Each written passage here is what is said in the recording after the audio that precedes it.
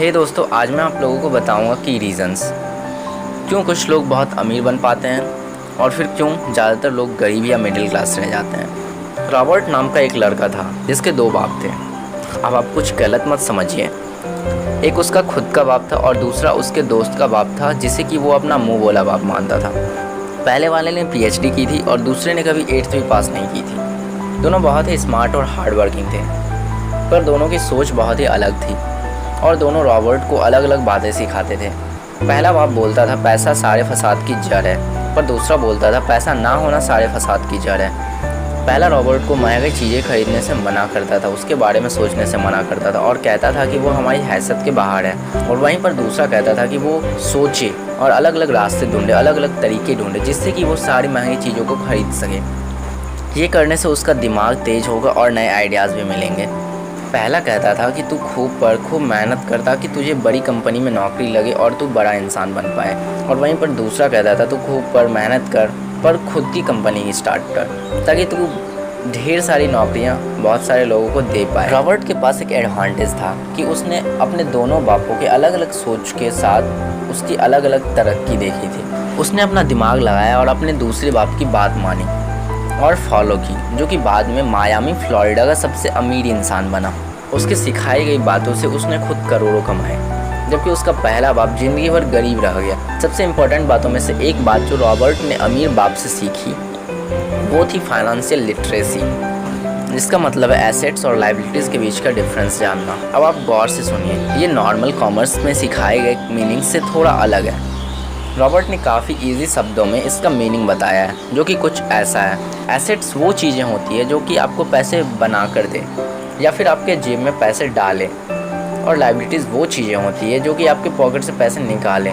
अमीर लोग इसलिए अमीर होते हैं बिकॉज वो अपने एसेट्स बनाते हैं, जबकि मिडिल क्लास लोग बस लायबिलिटीज़ पर खर्च करते हैं। इस बुक से मैं अगर एक गोल्डन पॉइंट, बिल्कुल अच्छा वाला पॉइंट निकालूँ तो वो ये है कि अमीर लोगों का पैसा उनके लिए काम करता है, ना कि वो पैसे के लिए काम करते हैं। पैसा उनके लिए काम करता है। बट गरीब लोग में क्या होता है कि पैसे के लिए वो काम करते हैं, ना कि पैसा उनके लिए काम करता है। तो इस बुक में हमें सिखाया गया है कि कैसे किस तरीके से आप पैसों को काम करवाएं, ना कि पैसे के लिए काम करें ज़िंदगी भर। मिसाल के तौर पर रमेश और सुरेश नाम के दो दोस्त थे। दोनों सेम पोजीशन और सेम सैलरी पर काम करते थे। जब भी उन्हें सैलरी मिलती, रमेश अपने सैलरी से नए कपड़े, नए गैजेट्स, नए बाइक्स या नई कार खरीदता था, जो उसे अमीर जैसा फील कराती थी। पर वो ये नहीं समझता था कि ये सारी चीज़ें लायबिलिटीज़ हैं, जो कि उसके पैसे उससे ले रही हैं, ना कि जब वो उन्हें खरीदता है तब, बल्कि आगे भी मेंटेनेंस वगैरह के लिए, जिसकी वैल्यू वक्त के साथ कम हो जाएगी और ना ही वो आगे कुछ भी पैसों का प्रॉफिट देगी। बट सुरेश ऐसा नहीं था। वो सारी चीज़ें नहीं खरीदता था, वो वही चीज़ें खरीदता था जिसकी कि उसे बहुत ही ज़रूरी हो। वो पैसा जमा करता था और एसेट्स पर खर्च करता था, जैसे कि स्टॉक्स, बॉन्ड्स, रियल इस्टेट, अपनी खुद की स्किल्स बढ़ाने के लिए या फिर कुछ सीखने के लिए, जो कि आगे उसे कुछ और पैसे बना कर दे। 2 साल बाद सुरेश करोड़पति बन गया, जबकि रमेश वैसे का वैसा अपनी कम सैलरी को ज़िंदगी भर कोसता रह गया और कहता रह गया कि कम सैलरी होना ही उसके मिडिल क्लास होने का बिगेस्ट रीज़न है। एक गरीब इंसान का कैश फ्लो कुछ इस तरह होता है। उसे पैसे मिलते हैं और वो पैसे उसके ज़रूरी की चीज़ों में खर्च हो जाते हैं। एक मिडिल क्लास का कैश फ्लो थोड़ा सा अलग होता है। उसे पैसे मिलते हैं, वो ज़रूरी चीज़ों और लायबिलिटीज़ में खर्च कर देते हैं। इसलिए मिडिल क्लास और गरीब में ज़्यादा फ़र्क नहीं है। मोस्टली मिडिल क्लास को लगता है कि उनका घर एसेट्स, पर ऐसा नहीं है। आपका घर आपको पैसे बनाकर नहीं देता अनलेस आप उसको भाड़े पर दो, जबकि अमीर लोगों का कैश फ्लो ऐसा होता है। उन्हें पैसे मिलते हैं, वो उस पैसे से एसेट्स बनाते हैं पहले, फिर उस एसेट्स से जनरेट किए गए पैसे को वो अपने खर्च के लिए यूज़ करते हैं, जैसे कि लायबिलिटीज़ वगैरह में। इसलिए वो अमीर होते चले जाते हैं क्योंकि उनके इनकम के सोर्स बढ़ते चले जाते हैं। अगर आपको अमीर बनना है तो ये बात याद रखिए अच्छे से।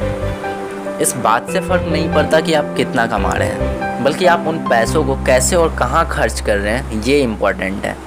इस बात से फ़र्क पड़ता है। आपको कंज्यूमर की सोच से बाहर निकलकर इन्वेस्टर की सोच अपनानी पड़ेगी। लोग अक्सर कंप्लेन करते हैं कि उनकी ख़राब कंडीशन का कारण उनकी कम सैलरी है, और सैलरी बढ़ेंगे तो वो आराम से रहेंगे, बट ऐसा नहीं है। पर प्रॉब्लम ये है कि इनकम बढ़ने के बाद लोगों के खर्च ज़्यादा बढ़ जाते हैं, क्योंकि ज़्यादा पैसा ज़्यादा अच्छी चीज़ें खरीदने पर मजबूर करता है, जैसे कि एक बेहतर फ़ोन, कार, घर, जो कि फिर से सब लाइबिलिटीज़ हैं, जो कि आपको कभी पैसे कमा कर नहीं देगी, जो कि आपको कभी अमीर बनने नहीं देगी। ये बात मैंने रॉबर्ट कियोसाकी की book the rich dad poor dad से सीखी, जो ये पहली बुक है जिसने मेरी सोच चेंज की और बेहतर बनाई। अगर ये वीडियो आपको अच्छी लगी तो लाइक करें और अपने व्यूज़ कमेंट करें, फाइनली सब्सक्राइब करें।